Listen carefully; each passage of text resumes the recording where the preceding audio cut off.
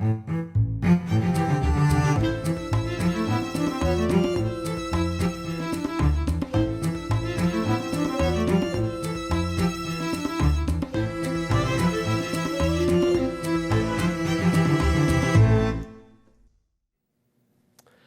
I'm Micah Halpern. Thank you for joining me today as I do some thinking out loud.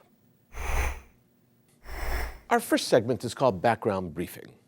The first thing I've been thinking about is this is the season of conventions. First, the Republicans will convene in Cleveland, and the following week, the Democrats will meet in Philadelphia. Each promises to be exciting, and the Middle East in general and Israel in particular will feature prominently in both U.S. conventions. When it comes to Israel, U.S. administrations have a problem. Not just this administration. I'm talking past, present, and although we don't know yet who will occupy 1600 Pennsylvania Avenue come January, the future administration as well. The White House just does not understand Israel. For the White House, Israel is an enigma. Not just Israel, as everyone who monitors U.S. foreign policy is painfully aware. American administrations don't really grasp the reality of the Middle East.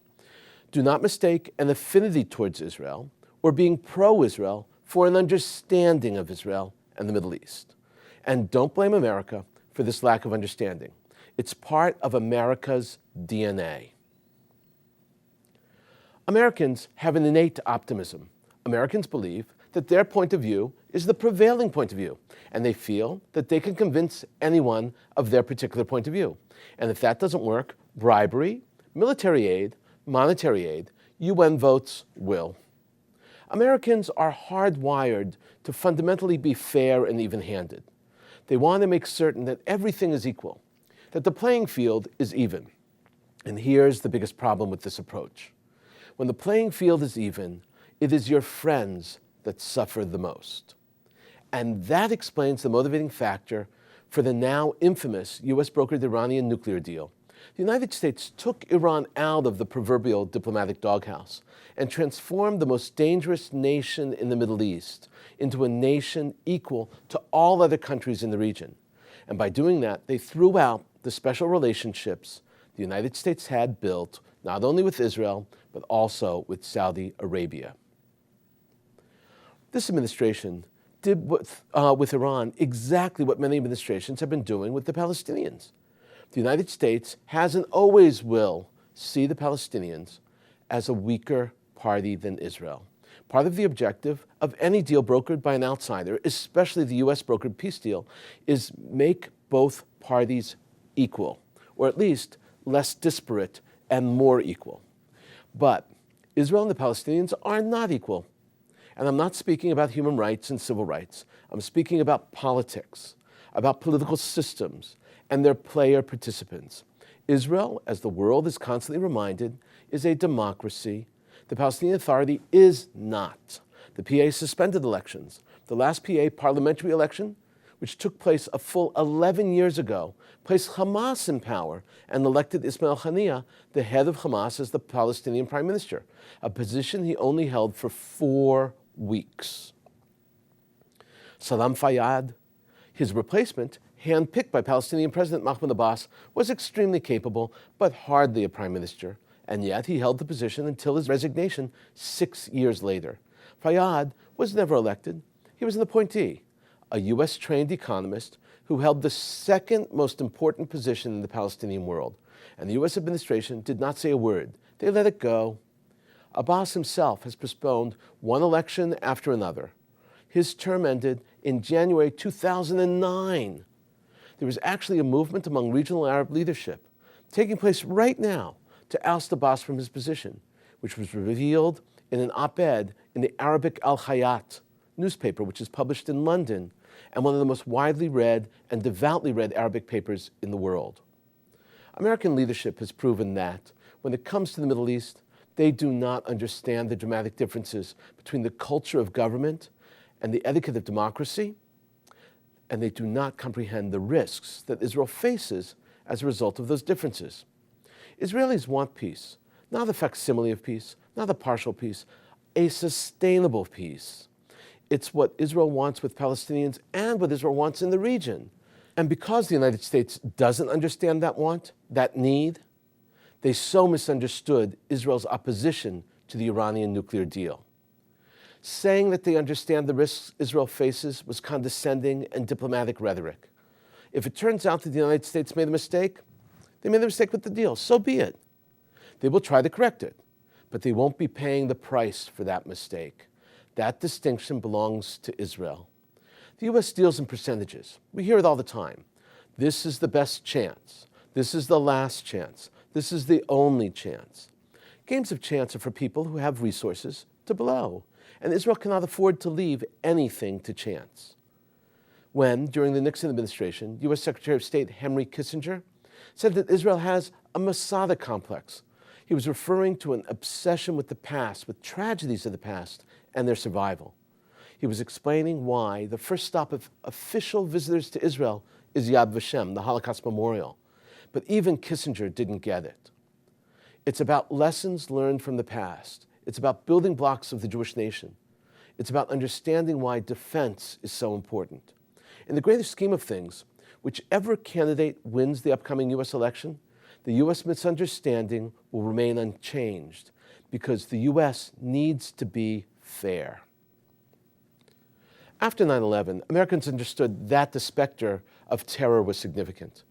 But over the years, even while the threat remained constant, a sense of ennui was in.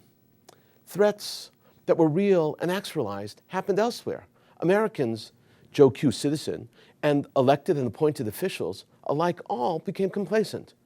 When it came to terror, out of sight, out of mind became the unspoken mantra, the unwritten rule of thumb. And then it hit again. Terror hit Orlando. And it was not just terror, it was ISIS terror, Islamic terror.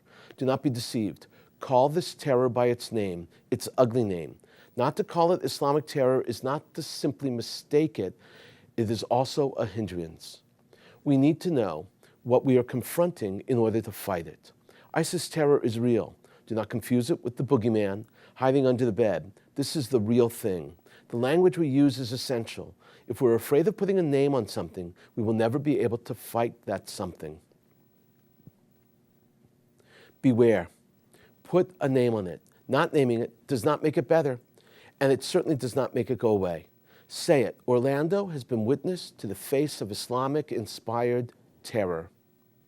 Islamic terror in general and ISIS terror perpetrated terror against the West, against our values, especially the United States in particular. This is a very particular kind of terror. This terror cannot be confronted through normal police activity and investigations. To confront Islamic terror, authorities need more latitude. But if you don't acknowledge the acts of carnage as being Islamic terror, that latitude will never be given. And the risks of attack is heightened. It's a simple equation. Terrorist websites throughout the dark or black web have lit up in the past few days, filled with praise for the act and the man that took 49 innocent lives in Orlando, Florida, and wounded so many more. ISIS adherents are glowing with vicarious pride because one of their own has landed a serious blow to the infidel. The dark web is that part of the internet that exists below the surface. It's always encrypted and extremely anonymous. The dark web terrorists are free to spread their messages. They are in good company.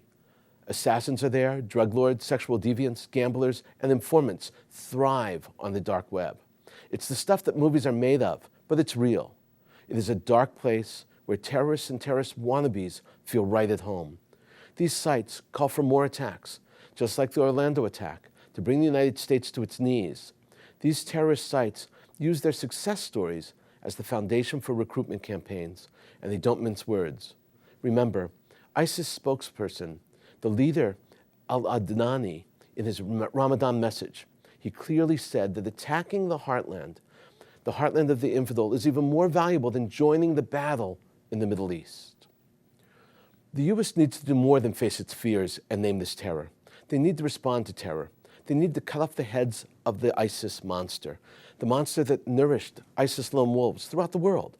They need to do it not figuratively, they need to do it literally. There is no other way. ISIS terrorists do not speak the language of diplomacy. ISIS terrorists do not make deals. ISIS terrorists will never be our friends. They will never be our frenemy. They never have been, and they never will be. Muslim terror is not a new phenomenon in America or for Americans. The United States has been hit by jihadi terrorists for years, but it took 9/11 before any notice at all was paid to the threat. Islamic terror is not going away, that I know. My hope is that the floodgates do not open and jihadi terrorists do not follow through on the rhetoric and perpetrate more attacks like the one we witnessed in Orlando. We are not prepared, not psychologically and not physically. Prepare we must, and this time, and time is of the essence. Terror has a name, use it. Terror has a face, fear it, but know it can be conquered. Coming up, points of view. Here's what some important voices have been talking about. I want to address two columns today, one from the New York Times and one from the Israeli daily Haaretz. First up is a column by David Brooks, a regular columnist for the New York Times. He's one of their best, not just insightful, but equally critical of the foibles of left and right. The column is a perfect example of that point of view. Brooks begins by criticizing President Obama. That is a very tall task in the New York Times. He does it with respect and casts the same critique on Donald Trump. The issue is terror. Here is how he begins. Barack Obama is clearly wrong when he refuses to use the word Islam in reference to Islamist terrorism. The people who commit these acts are inflamed by the version of an Islamist ideology. They claim an Islamist identity. They swear fealty to organizations like ISIS that govern themselves according to a certain interpretations of the Quran. He then quotes Peter Bergen and explains how important it is to use the word terror. As Peter Bergen writes in his book, The United States of Jihad, assertions that Islamist terrorism has nothing to do with Islam are as nonsensical as claims that the Crusades had nothing to do with Christian beliefs about the sanctity of Jerusalem. Brooks now, of course, turns his sights on Trump and delivers an equally deep, if not deeper, and insightful criticism. Brooks writes, on the other hand, Donald Trump is abhorrently wrong in implying that these attacks are central to Islam. His attempt to ban Muslim immigration is an act of bigotry, applying the sins of the few to the whole group, which is sure to incite more terrorism. His implication that we are in a clash of civilizations is an insult to those Muslims who have risked and lost their lives in the fight against ISIS and the Taliban. Brooks now sides with Obama and explains why it's such a huge mistake not to call it terror. He writes, the problem is that these two wrongs are feeding off each other. Obama is using language to engineer a reaction rather than to tell the truth, which is the definition of propaganda. Most world leaders talk about Islamist terror, but Obama apparently thinks that if he uses the phrase Islamic radicalism, the rest of us will be too dim to be able to distinguish between the terrorists and the millions of good-hearted Muslims who want only to live in fellowship and peace. Worst of all, his decision to dance around an unpleasant reality is part of an enveloping cloud of political correctness that drives people to Donald Trump. Brooks then explains Islam and spirituality versus anger and psychology of terror. He even says the expression Islamic radicalism is wrong. The terror is not an outgrowth of more extreme Islam. Rather, terrorists who are more into pain and suffering than anything else. This is how Brooks concludes. For the religious person, it's about God. For the terrorist, it's about himself. When Omar Mateen was in the midst of his rampage, he was posting on Facebook and calling a TV station. His audience was us, not the divine. Omar Mateen wanted us to think that he was martyring himself in the name of holiness. He was actually a sad loser, obliterating himself for the sake of revenge. Second up is a piece by Gadi Taub from the Israeli daily Haaretz. Often Haaretz is described as the Israeli New York Times. It's extremely left of center. It is filled with interesting insights and very important cultural coverage of Israel. Gadi was born in Jerusalem, and he's actually a children's and teens writer, novelist. He is also a historian and political commentator. He received his PhD from Rutgers. He has written numerous books about politics and history. He is a staunch rejectionist of settlements and settlement policy. That's what makes this piece so interesting. Taub begins in the following way. A Palestinian journalist I happened to run into recently in some smoking corner asked me, "What makes you think we will let you leave the territories? Who will protect us?" I assume that he was at least half joking.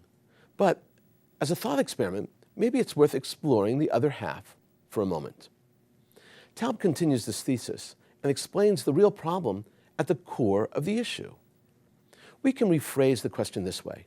Why should Palestinian Authority President Mahmoud Abbas sign the peace treaty with us in return for a state along the 67 borders?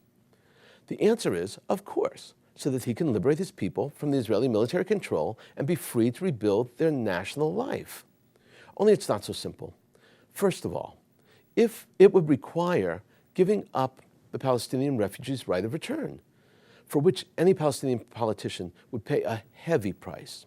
After swearing allegiance to this right so many times, after immortalizing the refugee problem for 3 generations with the help of the United Nations Relief and Works Agency, yielding the right of return will without a doubt be regarded as capitulation and moral bankruptcy. Now Abbas is stuck. He needs Israel to blame and to protect him. Taub continues. Right now, the PA can compensate for this dependence on Israel by declaring that it will never stop the struggle for liberation from Zionist colonialism. But if the Palestinians are liberated from Zionist colonialism through an agreement to divide the land, the PA will have to reverse both sides of the equation. It will be losing the support of the Israeli bayonets while also looking as if it succumbed to them. And Taub now brings us to the obvious. The realization that Abbas does not have a conclusion other than to constantly curse Israel. Because if he pushes and succeeds in getting a state, it will fall and fail almost immediately. Taub writes, but above all, Abbas has surely looked around at what's happening throughout the region and has noticed that Arab nation states have been collapsing all around him. The assumption that the Palestinian national state will be an island of stability in the heart of this chaos is not obvious, to say the least. Young, tiny, with institutions that have not been groomed for nation building, and with a shaky economy that's dependent on others, it would not be a particularly safe bet, especially when all that separates it from the Islamic State caliphates is Jordan, which has absorbed Syrian refugees in numbers that are almost equal to a quarter of its own population. Coming up, commentary through cartoons where pictures tell the story. I want to talk about 4 cartoons today. The first 2 are about Obama and ISIS, and the last 2 are courtesy of the Palestinian Media Watch, PMW, and are about Israel. This first cartoon is by Gary Varvel. I like him a lot. And it's actually from Creators Syndicate, dated Monday, June 20th, 2016. Obama is sitting in the Oval Office behind his desk, and there's a huge present with a red bow and a card. The present reads ISIS on it. The card reads, from President Obama to the next president. This, unfortunately, is hilarious. ISIS will be the headache of whoever takes over the White House next. Second is a cartoon by Glenn McCoy and was published June 17th, 2016. The kunst of this cartoon is a play on the start and finish of the 8 years of Obama's presidency and ISIS. It starts with then and ends with now. At the start of his tenure, Obama got the Nobel Prize. The medal is around his neck. And now he leaves office, Obama is wearing a dove. The dove is dead, and it reads ISIS. The third piece is actually a photoshopped picture. I found this on Palestinian Media Watch, which is an organization run by Itamar Marcus. Its objective is to monitor the Palestinian media. This picture on the left is from Abbas's Fatah website, photoshops Israel's new defense minister, Avigdor Lieberman, on the body of Jihadi John, the ISIS murderer who decapitated so many Westerners. The caption accompanying it reads the following: Lieberman ISIS. This was found on the website of Fatah's Information and Culture Ministry on June 19th, 2016. The final cartoon is also brought to me by Palestinian Media Watch. It was found on the PA Facebook page. The cartoon shows Netanyahu on a graph walking upwards. It's a rising graph made of dead Palestinian babies. The Prime Minister Netanyahu, walks on top of them. As he does, his popularity rises. The cartoon is actually called #AskNetanyahu, and it's referring to a May 12, 2016 event on Twitter in which the Prime Minister responded to questions tweeted to him using the hashtag #AskNetanyahu. It was posted, and the text posted next to the cartoon reads, "How many Palestinian kids did it take you to kill to win the Israeli votes?" This is an official Palestinian website. In a moment, my own perspective and a few predictions. The dark web has been full of praise for the terrorist Omar Mateen. There have been some condemnations, but those are relatively tepid. The essence of the praise arcs over two topics. One is the attack against the infidel, the other is attack against gays. One blogger wrote that the terrorist will have a place in Jannah. Jannah is Arabic for heaven. The word has the same root as Gan in Hebrew, which means garden, as in the Garden of Eden. Another writer, one named Ahmed, is very verbose and graphically praises the terrorist. He writes, "He is a hero. Let me kiss your hand. Finally, a martyr died in a place where people deserve to die, not in a mosque." He continues in another post, "Those who apologize are stupid donkeys. I hope a civil war breaks out and kills the Americans." He writes in another post, "Allahu Akbar, Allah brought the battle to their doorstep. This made me very happy." These are some of the less inflammatory praises heaped on Mateen. The other stuff is really ugly. An ISIS terror squad is en route to Belgium and France. They're traveling through Turkey and Greece. The intelligence message was sent to the Belgian, and the Belgians sent it on to the French. They're evaluating the information. Neither country has yet increased their threat level. They explain that their inaction is due to the fact that France and Belgium constantly gets alerts and cannot change their status on a whim without evaluating the threat. They say that their threat level is already at 3 or 4. It's very serious, but not the highest. The description of the ISIS squad is very clear, and their targets are obvious. Not raising the threat level is irresponsible at best and possibly even criminal. We hope that the plans of the terrorists will be foiled, but unless France and Belgium tighten their defenses, attacks will be successful and carried out. The other day, Senator McCain said that President Obama was responsible for the ISIS terror attack in Orlando.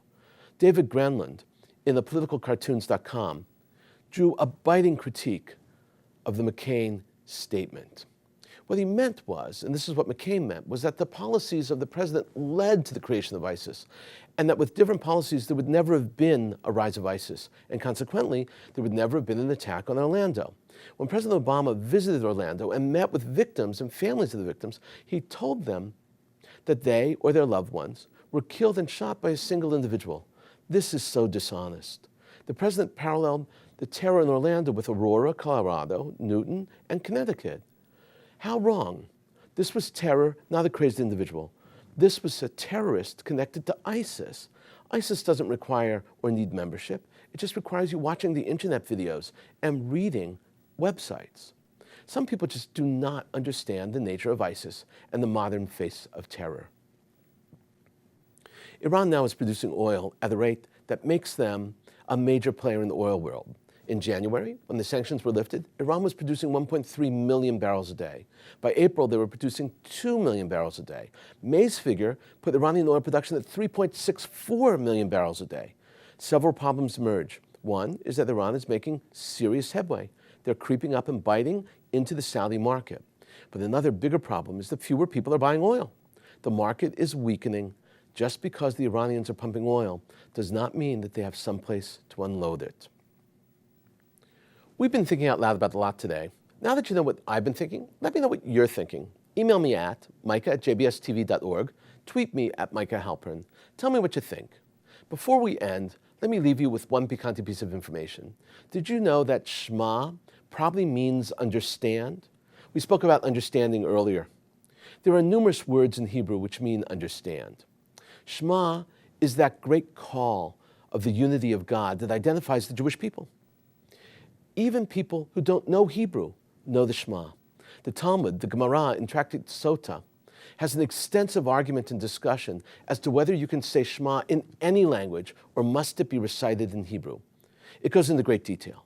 From that discussion, it is absolutely clear that Shema does not mean hear, as in listen, hear, O Israel. It means to know and to understand in the deepest of ways. That's why this is the proclamation, the escutcheon. Escutcheon is an English word, which it's the emblem placed on the shield and armor of a team. Shema has been the armor of the Jewish people for generations. Thank you for thinking out loud with me, Micah Halpern. Let's think out loud again next week on JBS.